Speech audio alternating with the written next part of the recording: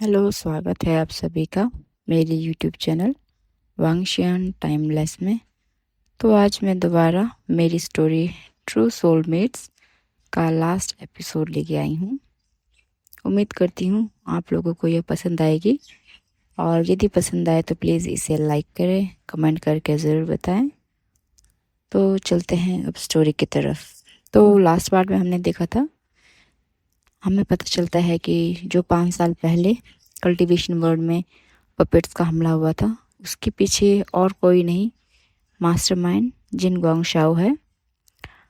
और वह अब विंग को मारने जा रहा होता है, और फिर वह आया को कहता है कि बच्चों को मार दो। अब आगे जैसे ही दोनों आया बच्चों की तरफ खंजर बढ़ाने ही वाले होते हैं, इतने में मैडम यू और यानली तो यह देखकर ही घबराकर बेहोश हो जाती हैं। तभी एक नीली सी रोशनी निकलती है।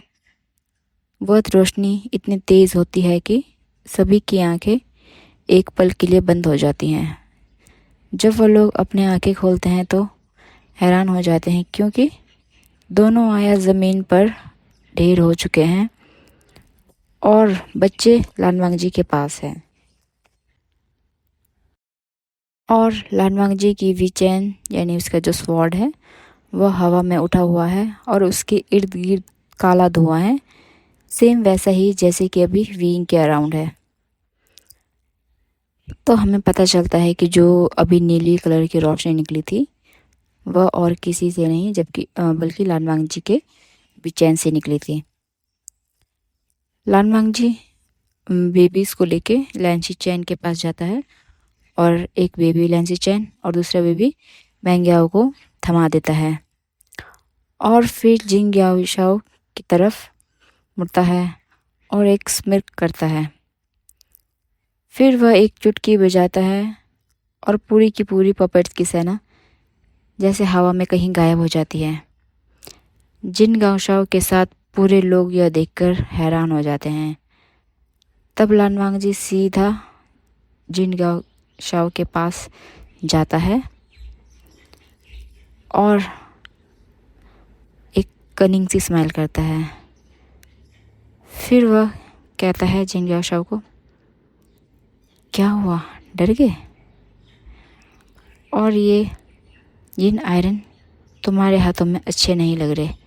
यह कहकर वह एक पल में ही ये आयरन के तीनों टुकड़ों को जिन गांवशाओ से छीन लेता है, काइंड ऑफ ले लेता है और अपने हाथों में घुमाने लगता है। सेम वैसे ही जैसे हमने अनटेम्ड में देखा था। मीन्स उसको क्लिफ से गिरने से पहले या सुसाइड करने से पहले, जैसे वो कौन सा जो ये नायरन या जो भी उसको कैसे घुमाता है, सेम वैसे ही घुमाता है। जिन गांवशाओ कहता है, तुम यह सब कैसे कर सकते हो? लानवांग जी कहता है, अभी तुमने ही तो कहा था कि विंग अपनी मर्जी से अपनी आधी शक्ति या फिर पूरी किसी को भी दे सकता है। तो अब हम फ्लैशबैक में देखते हैं। विंग मतलब अभी से लगभग 5 या 6 घंटे पहले विंग जब जूस पीता है, तो उसके बाद मीन्स उसके बाद तो नहीं, उसके थोड़ा टाइम बाद उसको कुछ गड़बड़ लगता है। तो मैंग्याओ के जानने के बाद वह लानवांग जी से कहता है, लानवांग जी मैं कुछ करने की सोच रहा हूँ।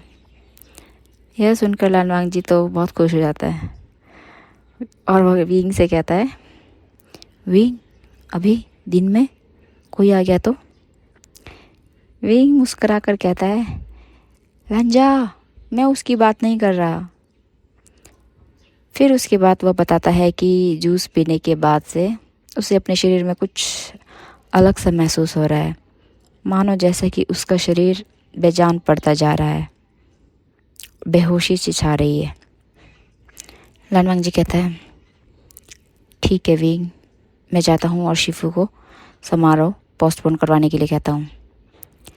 विंग कहता है, नहीं लांजा, मैं चाहता हूँ कि मैं अपनी आधी शक्ति तुम्हें दे दूँ। लानवांग जी कहता है, पर क्यों और कैसे? तो विंग कहता है कि मुझे ऐसा लगता है, मुझे अंदर से फीलिंग आ रही है कि मुझे मेरी शक्ति तुम्हें दे देनी चाहिए आधी। मुझे ये नहीं पता कि ये कैसे होगा, बट मैं ट्राई करना चाहता हूँ।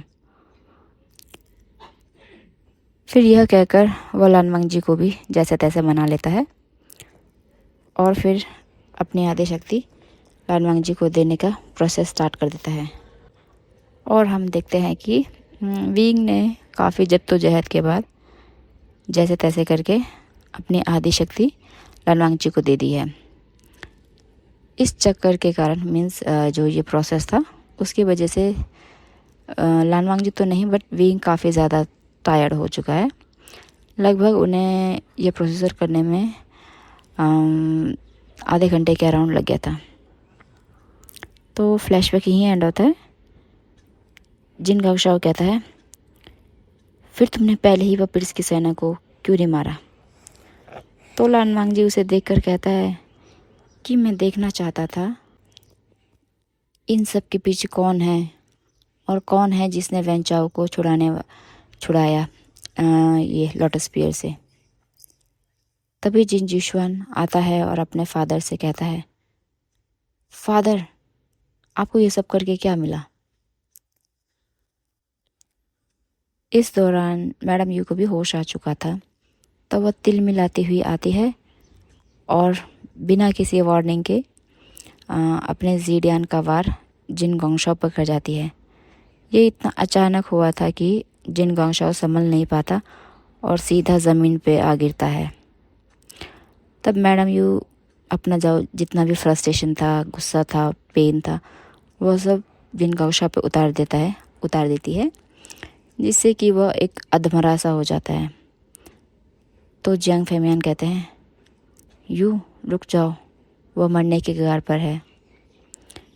मैडम यू रोती है और कहती है, फिर वह कहती है, फेमियान इसी कारण से मैं डरती थी अपने आशियान की शक्ति के सबके सामने आने के लिए, क्योंकि इन जैसे लोगों की वजह से ही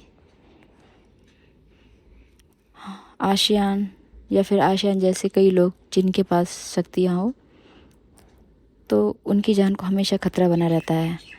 और तुम्हें पता है, ऐसे लोग अपने फ़ायदे के लिए किसी मासूम को मारने के लिए भी नहीं कतराते। तुमने देखा ना आज उसने कैसे 2 मासूमों को मारने के लिए एक पल में ही कह दिया। उसने एक पल की भी देर नहीं लगाई यह सोचते हुए कि वह तो बस अभी दुनिया में आए हैं, उन्होंने अभी देखा ही क्या है संसार में। यह कहती हुई यू जियांग फेमियान के गले लग के रोने लगती है। पूरी जिन फैमिली शर्मिंदा होती है एक आदमी के किए के कारण से। जिन जुशुआन सबसे माफ़ी मांगता है और अपने फादर के कारण हुए लान क्लान के नुकसान के लिए और बच्चों को जो थोड़ा बहुत चोट आई है उसके लिए भी वो माफ़ी मांगता है।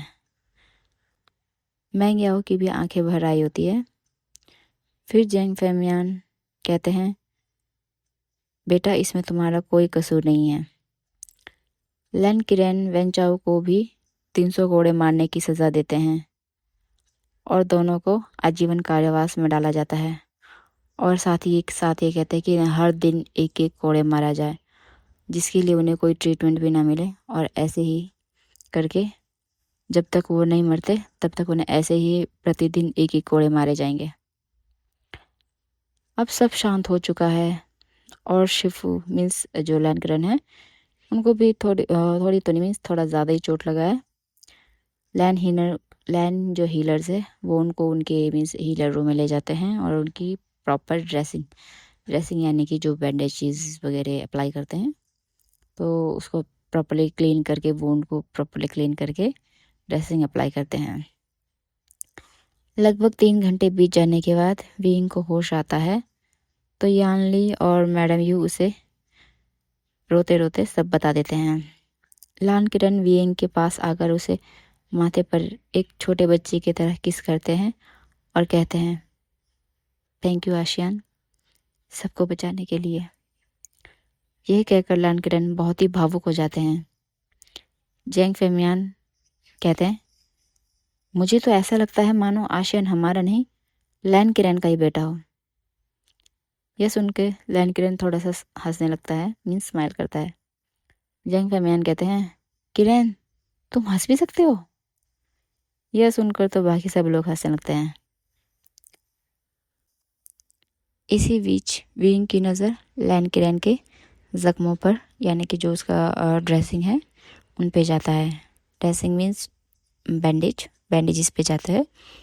तो वो कहता है, शिफू ये क्या है, आप इतने बूढ़े हो गए हो तो आपको बाहर युद्ध में मीन्स जो युद्ध चल रहा था उसमें जाने की ज़रूरत क्या थी। ऐसा कहकर वह विंग जो है लैन किरण को डांटने लगता है। विंग को इतना प्यार से और इतने मीन्स एक तरह से केयर से डांटता हुआ देख लैन किरण की आंखें भर आती है और विंग का ऐसा डांटना चलता ही रहता है। लैन वांगजी और लैन शिचेन दूर से विंग और शिफू को देखकर मुस्कुराने लगते हैं। कुछ देर बाद सभी लोग विंग के बच्चों को वहाँ पे थोड़ा देर आराम करने के लिए रखते हैं और सभी बाहर आ जाते हैं। बस लान वांगजी होता है वहाँ पे। विंग बच्चों को अपने गोद में लेता है, मीन्स एक तो लान वांगजी के पास होता है। तो फिर जैसे ही वो उनको दिखता है उसे वो याद आता है, मीन्स जैसे मैडम जी ने बताया कि जो आया ने दोनों बच्चों के गले के पास में वो खंजर रखा था। तो यह इमेजिन करते ही विंग का पूरा शरीर कांप उठता है और वह सोचता है कि अगर मैंने आज सुबह अपना पावर लान वांगजी को हाफ नहीं दिया होता तो क्या हो जाता। विंग की जो सोच है लान वांगजी उसे समझ जाता है। फिर लान वांगजी विंग से कहता है, विंग सब ठीक है।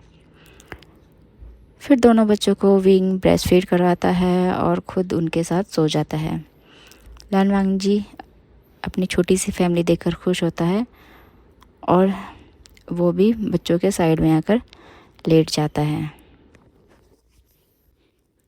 अब ये सीन यही कट होता है। अब सीधा अगले दिन का समय है, मीन्स सुबह हो चुकी है। तो हम देखते हैं जो मैडम यू मीन्स जो जियांग्स है टोटल सभी लोग लोटस पियर वापस जा रहे हैं। तो विंग और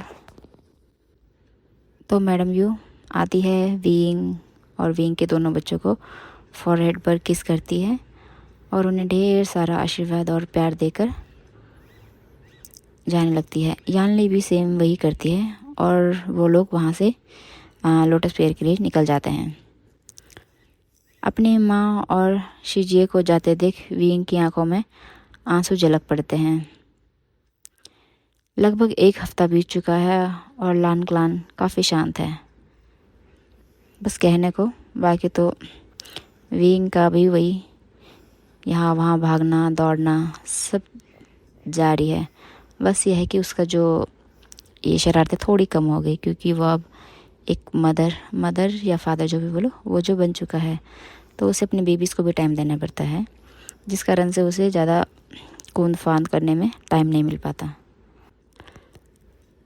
देखते ही देखते उस घटना को हुए 2 महीने बीत चुके हैं, यानी कि बेबीज़ अब 7 मंथ्स के हो चुके हैं और बच्चे विंग और लान वांगजी के रूम से ज़्यादा लैन किरण और लैन शिचेन के रूम में दिखे जाते हैं।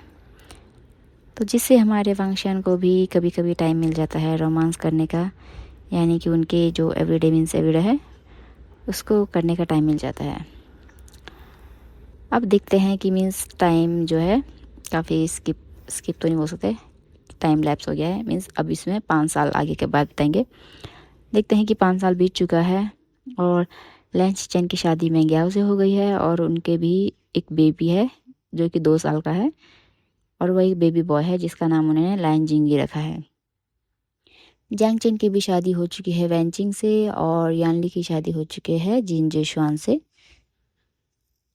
और यानली और जिन जेशुआन का एक बेबी है जिसका नाम रखा है उन्होंने जिनलिंग। तो हम देखते हैं हमारे विंग को जो कि जिंगशी में अपने दोनों बच्चों के साथ बैठा हुआ है बच्चे लगभग 5 साल के हो चुके हैं और दोनों के दोनों लानवांग जी पर गए हैं। विंग कहता है लानवांग जी से, लांजा, ये दोनों बच्चे तुम पे गए हैं। देखो, मेरी हर बात मानते हैं, कोई भी रूल नहीं तोड़ते और ज़्यादा बात भी नहीं करते। क्या है लांजा, मेरे साथ ये बच्चे मेरी तरफ क्यों नहीं गए? अब मैं किसके साथ खेलूँगा, किसके साथ शरारत करूँगा और यहाँ से वहाँ कैसे दौड़ूँगा? लानवांग जी ये सुन के स्माइल करता है और फिर धीरे से विंग के कान में आके कहता है, तो विंग, आज रात को दोबारा ट्राई करें एक और बेबी का। तो विंग भी बेशर्मी की तरह कहता है, लांजा, अब उसकी क्या गारंटी कि जो बेबी होगा वो मेरी तरफ होगा और दोबारा से तुम्हारी तरफ आया तो? इसी तरह से लानवांग जी और विंग की प्यार भरी नोक-झोंक चलती रहती है और इसी के साथ हमारा ये फैन फिक्शन भी यहीं ख़त्म होता है। उम्मीद करती हूँ कि आप सभी लोगों को मेरा ये फैन फिक्शन पसंद आया होगा। तो अब मैं जल्द मिलती हूँ आपसे मेरे नेक्स्ट फैन फिक्शन के लिए। तब तक के लिए स्टे ट्यून, बाय बाय।